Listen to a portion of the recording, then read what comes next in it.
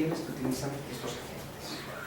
Y resulta que entre ellos, ambos coinciden en que hay que favorecer desde afuera a los poseedores del bien 1, elevando su precio. Hay que darles más valor que el que les da a los bienes agrícolas y el valor que les da la sociedad. ¿De acuerdo? La sociedad les da a los bienes agrícolas el precio P sub 1,2. Pero los agentes acuerdan entre ellos crear una institución para elevar ese precio por encima de su nivel barracial. Ese es su nivel barracial. Entonces, se define exógenamente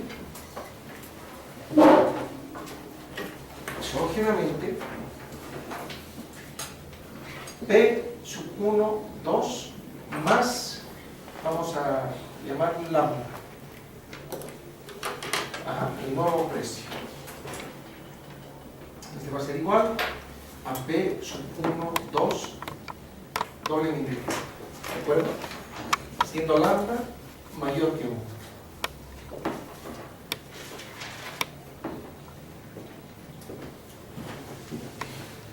Y con eso los agentes lo que pretenden es superar el resultado del mercado.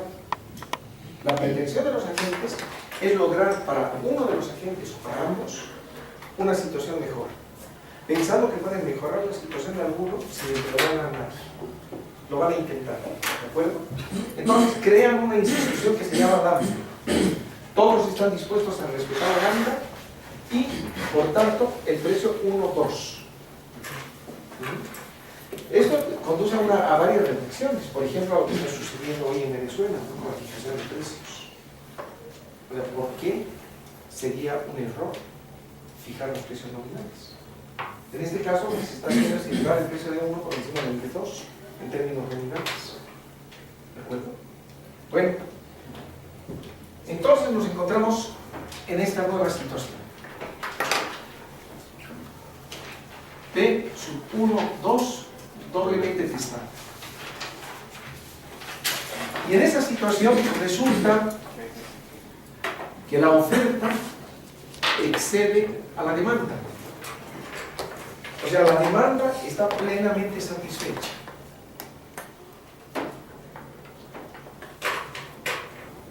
La oferta excede.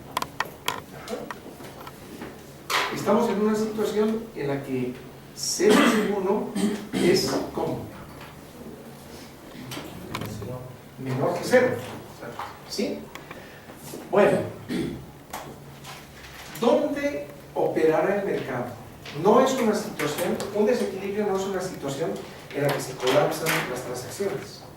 Hay transacciones, pero estas favorecen solo a uno de los dos lados del mercado. ¿A cuál de los dos lados satisfará? No se puede obligar a los clientes a que demanden más de lo que quieren. Los oferentes están ofreciendo todo esto. ¿De acuerdo? Pero los demandantes, que son ellos mismos, están dispuestos solo a comprar la cantidad Q sub 1 doblemente testada. Q sub 1 doblemente testada. Bueno, resulta entonces que la solución de un sistema que ha sido de alguna manera intervenido por una fuerza exógena se resuelve por lo que se llama el lado corto. Las soluciones de desequilibrio son siempre por el lado corto. El lado corto es el que está más próximo al origen. En este caso, el lado corto satisfará a los demandantes del bien 1, pero no a los oferentes, considerando que hay un agente que es demandante neto y otro que es oferente neto. El oferente neto ya está perjudicado, el demandante neto está satisfecho. Muy bien, ¿qué sucede simultáneamente? Como los mercados forman un sistema, lo que pasa en un mercado inevitablemente repercute en lo que sucede en otro. los bienes industriales habrá caído. Una duda, profesor. Sí, dígame. La magnitud del cambio usted lo denominó Z1 menor que 0. La magnitud del cambio, no. La magnitud del cambio, bueno, el precio se ha alterado en lambda. Ajá, Sí, sí, sí. Y la demanda excedente de ese mercado Disminuye. ahora es Negativa. Ah, ¿Por ya, qué? ya. Porque hay más oferta que demanda. La demanda es inferior a la oferta. Ah, ya, ya. Y es muy interesante su pregunta porque nos permite aproximarnos ahora a una situación en la que Z1 estaría en condición de bien libre. Sí. ¿Qué hace con el producto que le sobra? Pues en teoría se Claro, ¿me explico? Pero se trata de una situación en la que no todo lo que se ofrece se demanda. Se demanda solo una parte. ¿De acuerdo? Entonces, sí respondí a su pregunta, Luis. Sí, pero me generó otra. Sí, perfecto. Ahora, ¿qué sucede? ¿A qué da lugar eso? Da lugar a que en el otro mercado vamos a tener que extender nuestra gráfica un poco más.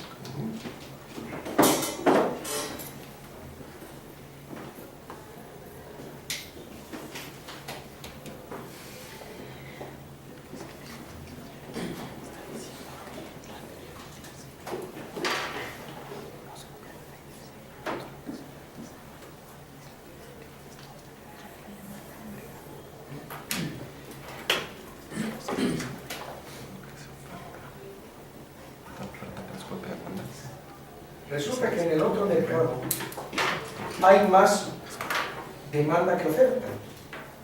O sea, los agentes entran en una fiebre de compra del otro bien. Pero la oferta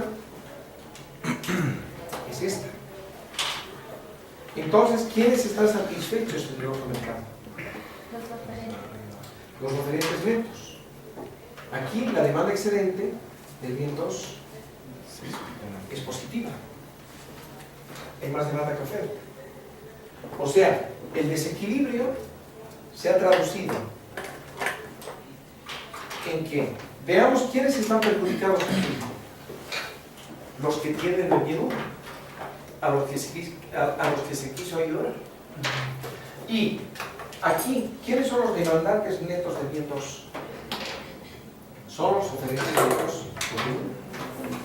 Son los perjudicados. O sea, los agentes a los que se quiso ayudar, finalmente fueron los perjudicados. ¿Y quiénes son los beneficiados o quiénes están satisfechos? Los agentes que tienen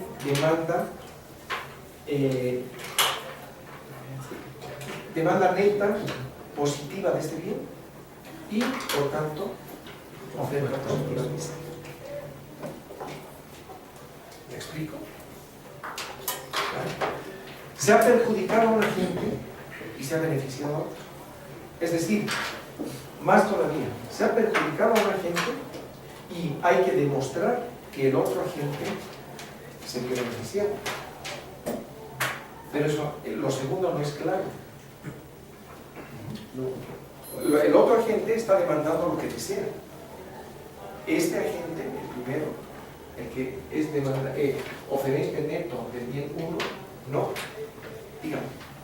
Le comentaba al compañero que a través de esto se puede evidenciar que la ley de Say ya no se cumple, ¿no? Que no toda oferta genera su demanda, o sea, en el marco neoclásico, pero que también da pie a lo que al trabajo de Keynes, ¿no? Que todo debe de estar en función de la demanda agregada, y aquí se ve muy claro ambos, ¿no? Bien, bueno, en el primer caso, la ley de Say en realidad no juega un papel claro aquí, porque no existe producción.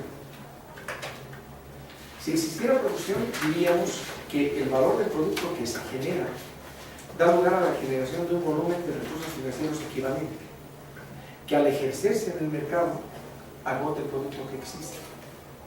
Pero aquí las dotaciones no tienen origen en la producción. Entonces el poder de compra que existe en manos de los agentes es siempre igual a cualquiera sea el valor de las dotaciones. ¿Me deben entender? Pero por el otro lado, lo que compren los agentes será exactamente igual en términos de valor aunque venda. Nadie comprará más de lo que pueda vender. ¿Me voy a entender? Entonces, contablemente se satisface el sistema. Los desequilibrios no son desarreglos contables. Y eso ya nos da un antecedente de que en la teoría neoclásica los desequilibrios, las patologías o crisis no son violaciones del sistema general de pagos. Un desequilibrio no es un problema que conduce a que el sistema colapse. Es una situación, un desarreglo del sistema en el que éste funciona ineficientemente. El problema, por tanto, no es el desarreglo o el hecatombe. El problema es la ineficiencia. ¿Dónde se halla la ineficiencia? Si usted se fija, a partir de esta situación, a la que vamos a llamar W asterisco 1 y W asterisco 2, en la que en ambos mercados el sistema funciona por el lado corto. Aquí se satisface a los demandantes y aquí se satisface a los oferentes. Los demandantes netos aquí son los oferentes netos aquí. O sea que los mismos que están beneficiados aquí han sido beneficiados aquí. El beneficio ha redundado en su situación en todo el sistema. ¿De acuerdo? Bueno, los perjudicados aquí también lo son aquí. Entonces, ¿qué quiere decir eso? Supongamos que la situación inicial no fuese el equilibrio, sino el desequilibrio. Y que alguien dijera, propongo que desaparezcan todas las lambda que interfieren en los mercados. ¿De acuerdo? Que se privatice todo lo que estaba en manos del público, del sector público, que sé yo, si existía tal. De manera que esto se haga cero. Lambda igual a cero.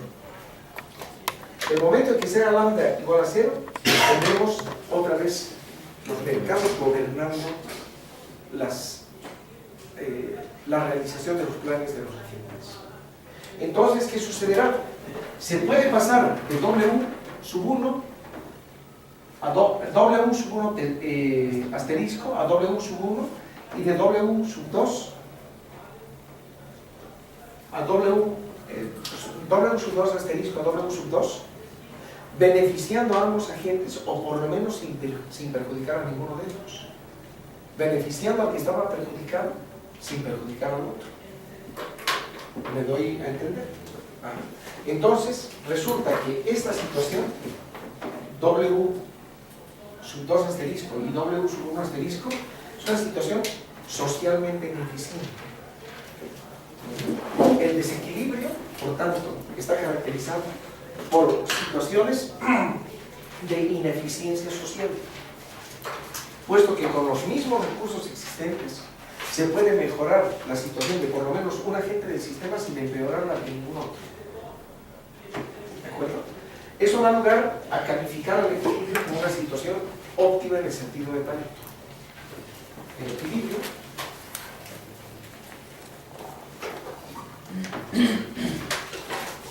es óptimo en el sentido de Pareto.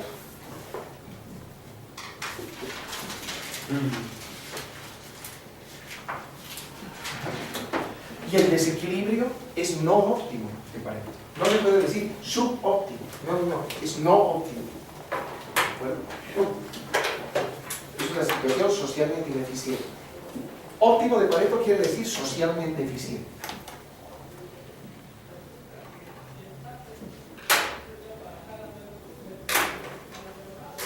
Socialmente eficiente. ¿Me doy a entender? Muy bien. Ahora vamos a hacer una segunda nota acerca de los libros de texto. Las divergencias con lo que se enseñan en los libros de texto.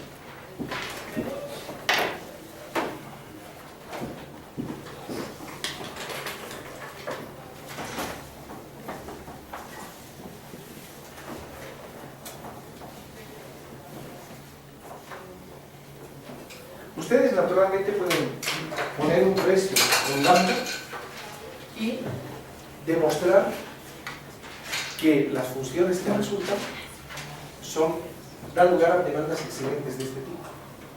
Eso se puede demostrar fácilmente. Sin embargo, Daniel Velázquez y yo escribimos artículo en 2010, lo publicamos en la revista de Economía Política de Buenos Aires, en el que demostramos que el desequilibrio es imposible, es metodológicamente imposible. Los desequilibrios no existen.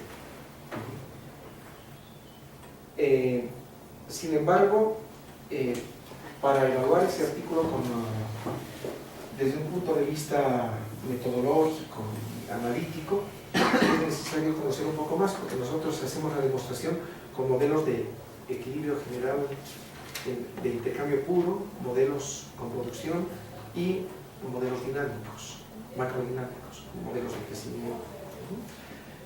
Y las demostraciones todas ponen en evidencia que el desequilibrio con agentes racionales es imposible.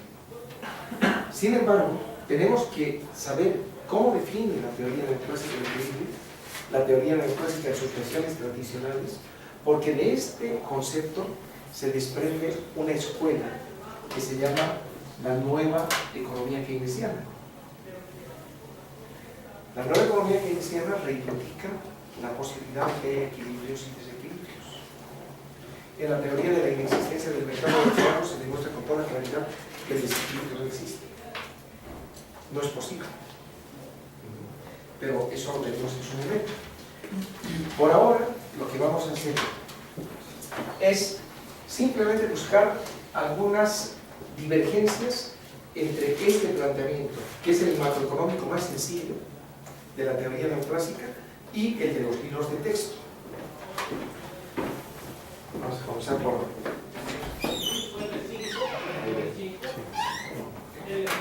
Vamos a cruzar el conocimiento. Entonces,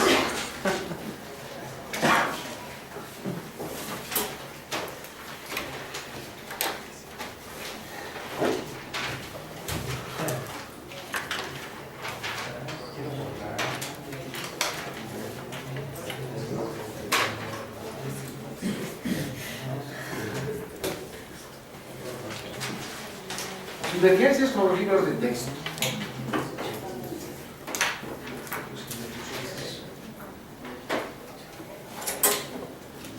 Bueno, nos vamos a referir concretamente a dos aspectos. Primero, el primero de ellos. En los libros de macroeconomía,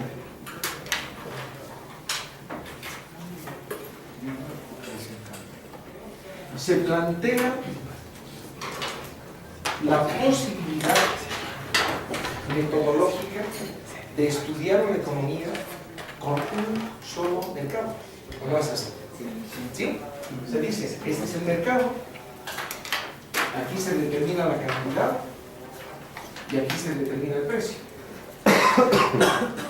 Entonces, ya tenemos una razón que proviene de una demostración axiomática de la propia teoría neoclásica, con la que se destroza metodológicamente esta barbaridad. Entonces, no es posible.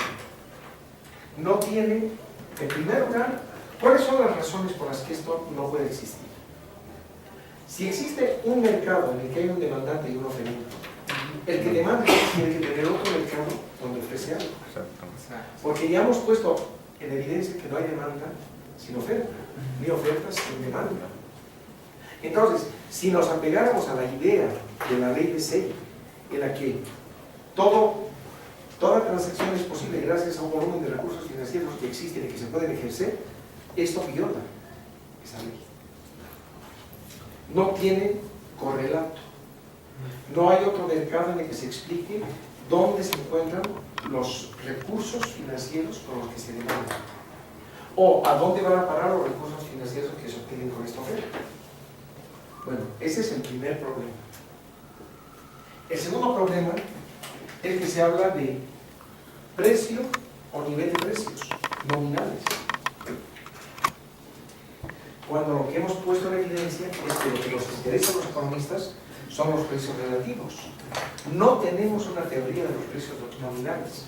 De hecho, a los economistas no solo no nos ha interesado la teoría de los precios nominales, sino que cuando nos hemos referido a los precios nominales, lo hemos hecho bajo teorías de la inflación. Tenemos teorías que nos explican el nivel general general de precios y su variación, teorías de la inflación. Pero los precios que son verdaderamente importantes para razonar los procesos cuantitativos de las sociedades humanas son los precios relativos. Correcto. Aquí no hay precios relativos, no hay espacio para los precios relativos. En tercer lugar, aquí se pretende explicar los precios. Entonces hay la confusión didáctica de muchos economistas que dicen, no, es que nosotros los economistas ponemos el precio aquí, aunque es la variable que explicamos, o no es así. Es una barbaridad.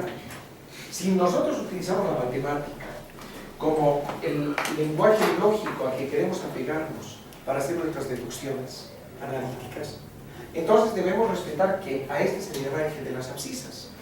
Que en el eje de las abscisas se representan las variables independientes y en el eje de las ordenadas las dependientes. P es función de Q, no Q función de P. ¿Por qué se hace eso aquí? Bueno, vean ustedes. Aquí lo que se explica son los precios. Y al explicar los precios se explican las cantidades demandadas y la estructura del animal. En realidad, esta teoría tan sencilla que hemos construido es muy interesante porque nos dice cuánto demanda cada quien, cada uno de los clientes, y cuánto ofrece, cuánto vende cada quien, cómo participan. Pero además son precios relativos. Podríamos ver un solo mercado, pero al ver un solo mercado estaríamos viendo una visión parcial de la economía en su conjunto, porque la más reducida de las economías está conformada por dos mercados, no por un mercado. Entonces, de ahí en adelante, pues todos los resultados o deducciones que se pretenda hacer con esta gráfica son incorrectas. Absolutamente. Se dice además, si la demanda crece, aumenta la cantidad y aumenta el precio. Bueno, ¿bajo qué condiciones es eso posible? Un aumento en el ingreso. Claro, un aumento en el ingreso y se produce más, se pasa de un equilibrio a otro. No tiene ningún sentido. Si esto sucediera en un mercado, tendría que suceder lo contrario en otro. ¿Cómo se pueden desplazar funciones que están paramétricamente definidas? Si esto es un equilibrio, este otro es otro equilibrio. Lo que acabamos de ver aquí es que metodológicamente se admiten dos posibilidades, dos situaciones posibles: el equilibrio o el desequilibrio.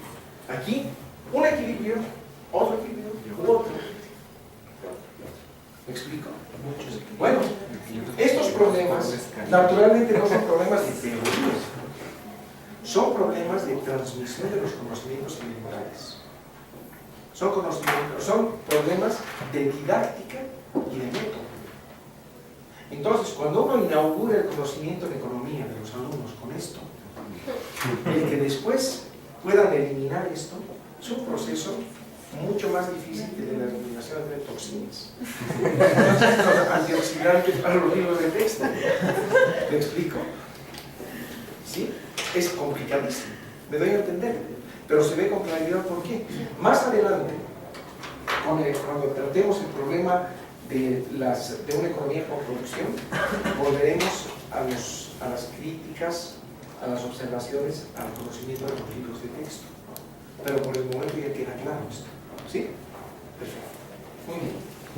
Bueno, con esto hemos concluido el equilibrio general de intercambio puro. ¿Hay alguna pregunta?